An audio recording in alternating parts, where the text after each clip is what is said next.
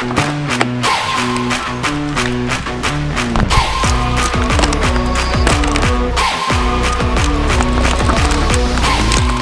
the dream, sharp dress, combat boots and a fur vest. Top down, sunset, next level, not stressed. When we were young. What's up, guys? Welcome back to another video. It's been a while. Last week I actually went on a vacation, and it was a much needed vacation.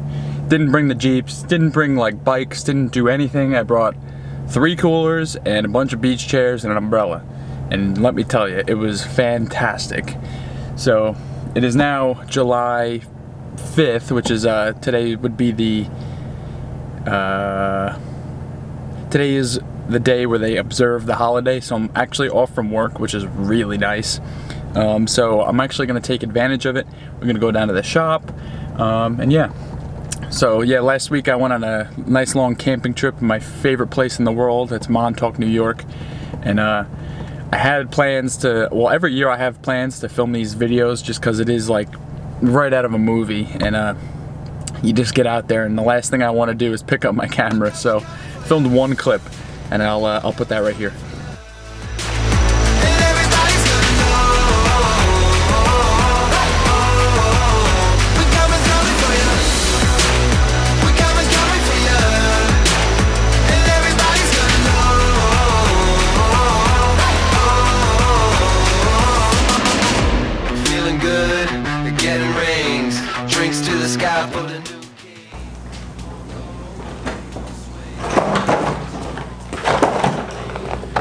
Sometimes it's really important to get away from the things that you just look at every single day, and it's just all your brain is consumed with.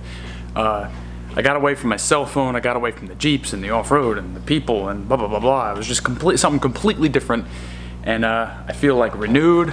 I'm really interested in getting back on this thing, and yeah. So while I was gone, a couple key components arrived. This was from Rough Stuff. There.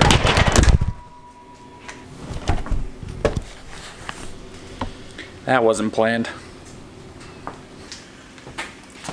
So before I left for my vacation, I made an order from Rough Stuff, and their shipping times right now are incredible. Like, God bless them. So I got a couple really key components to moving along. These are weld washers. I believe I got 7/8, 3/4. So on my track bar bolts, I used my drill press the other day to hollow out these holes for this big boy bolt, and just to eliminate any sort of wallowing out, any minute details.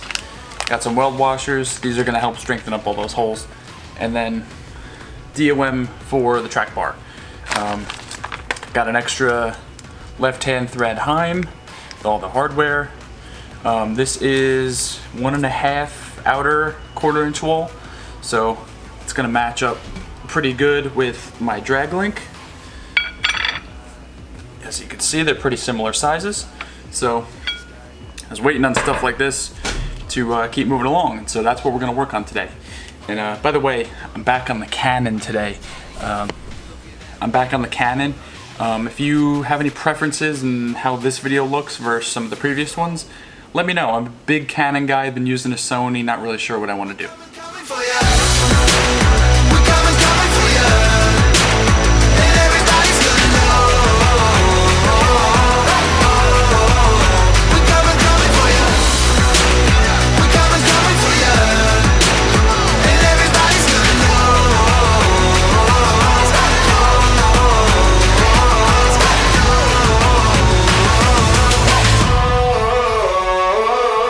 So in the last one, this is how I would have left the Jeep off. So it's sitting at full bump, I guess if you want to say that. It's actually, the Jeep itself is sitting at ride height. Axle is at full bump. This is where the drag link fell, so I have just enough clearance through here to allow for some movement as the axle moves around. I was cycling the suspension last time, but the problem is I was moving the fulcrum over and I wasn't getting accurate stuff, and that's why I need to work on doing my track bar before I can move on with suspension stuff. And really all that's left is track bar and coilovers. So once I get that track bar on there, I can really get some accurate data, I guess would be the best way to put it. So yeah, we got the custom RPM drag link in. Everything should be aligned nicely. I'm actually really happy with how nice that tucks up there.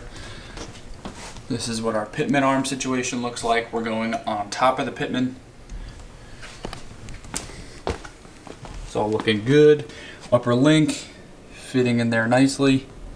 That's a tough one to see in there.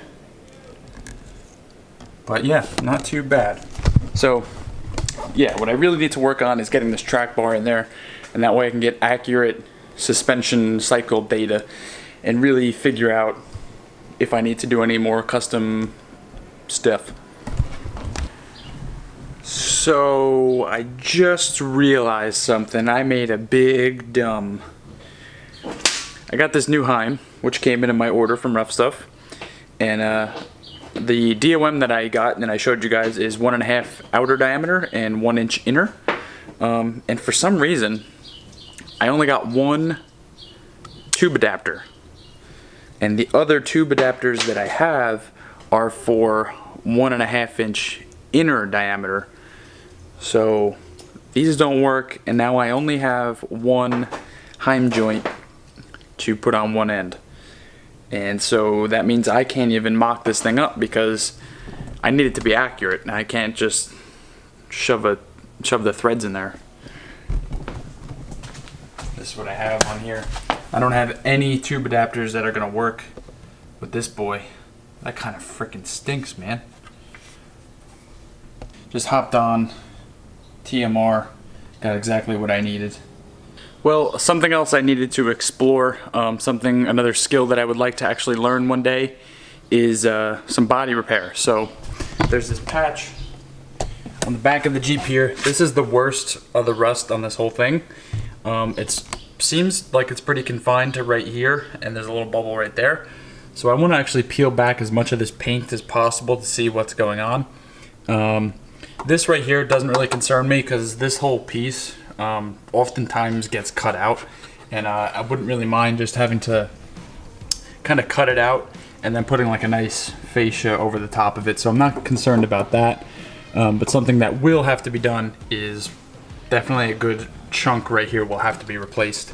And that's something I was actually looking forward to trying to learn how to do. So I'm just gonna try and peel some of this back, and it's not like super soft all the way through, so that's a good sign, I guess, but it's bubbled up so much that it's definitely gonna have to get cut out. I don't think I can just sand that down.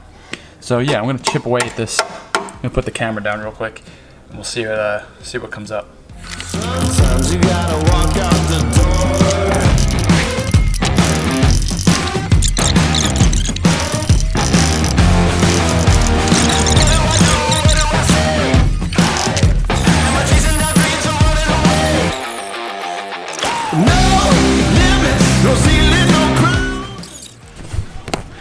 Alright, so what I'm actually going to do about this hole is I'm going to try and cut out some of the top layer of the sheet metal. It does appear that like this piece goes underneath and then this quarter panel overlaps it, and I'm more concerned about what's hiding behind what looks like clean metal here. So I'm just going to cut out a little square. I just checked out a Chris Fix video, and bodywork doesn't seem too difficult. But yeah, this is, again, it's something else I've never done before. I have little knowledge of what I'm doing. But hey, with a little bit of time, some thinking, and some YouTube videos, there's no reason you can't do it either. Just live while I can, stay here in the moment, 'cause I'm free to be my own man.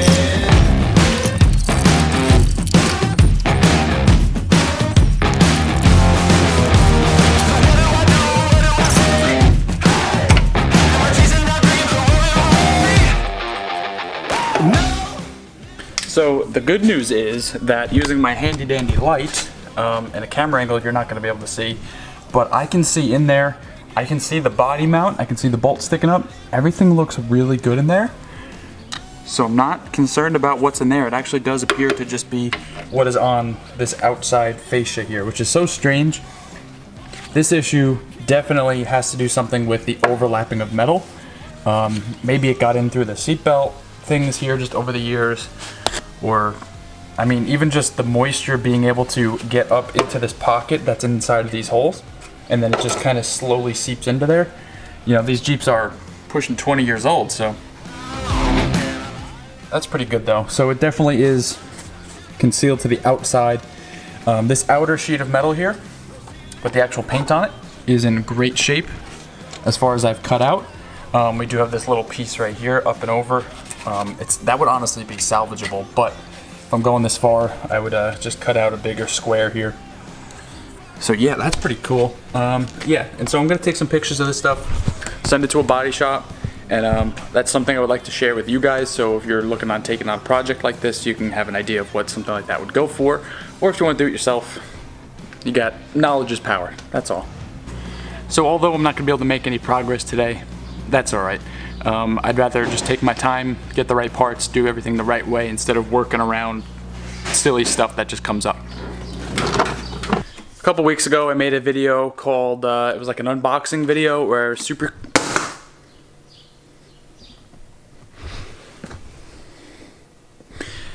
A couple weeks ago I made a video, it was an unboxing video, and Super Clean actually sent me a bunch of stuff, and I used it to clean my engine bay, and it actually did a really good job. I'm super impressed with this stuff, but I've been kind of struggling to find some other things to do with it, and then as I was just cleaning up, something popped into my head. I have these skid plates, my belly skid sitting on the wall there, and then this is the engine skid, in which I've done a couple oil changes, and the oil doesn't quite fit through that hole. So it's like, ew, full of oil, and it's actually leaking onto my floor over there. So I figured, let me try out this Super Clean degreaser on this thing, so I can clean this thing up so it stops leaking all over my floor. So this stuff, super cool, really potent stuff. Definitely read all the labels before you use it. So just gonna squirt some of that on there, let her work in a little bit, and we'll see what happens.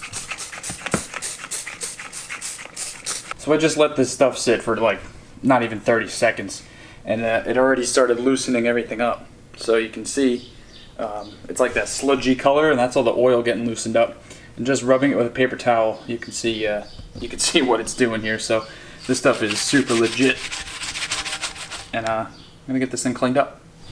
So I've just let this thing sit with some of the Super Clean on it, and I hit it with this little bristle brush here to loosen up all of the oil. And now when I hit it with cool water, you can see the paint right underneath. I'm not even having to put any pressure on it yet. So this stuff really just loosens up the oil and grease and the dirt and stiff. Look at that. So much better than it was. I mean, come on, look at that. Oh, I mean, if that's not the test, I mean, all right, here we go. Let's let that focus on my finger, everybody get a look. I mean, come on. That's incredible. The whole thing was kind of more like that stuff. Dang. Minimal effort. A brush, cool water, Super Clean, paper towels. I mean, come on, it doesn't get any better than that. Whew. All right, all clean. Did both sides. What an absolute spectacular performance. Another thing I noticed is that when the brush gets really dirty, I don't know if I can replicate it. I mean, I just dip it in even the dirty water down here, and the brush like cleans itself. It's like my little mini parts brush right here. I don't know if that's any whiter than the last clip, but I mean, stuff just works. Stuff just plain old works.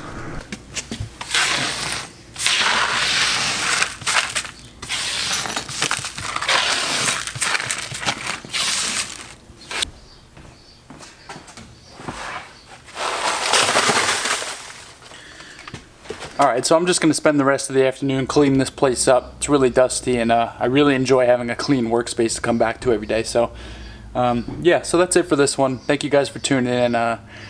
Really excited to be back and working on the Jeep again. So, I'll catch you guys in the next video. Peace.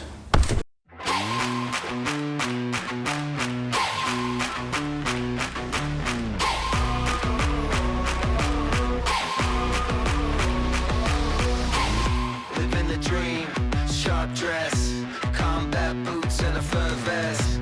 Top down, sunset.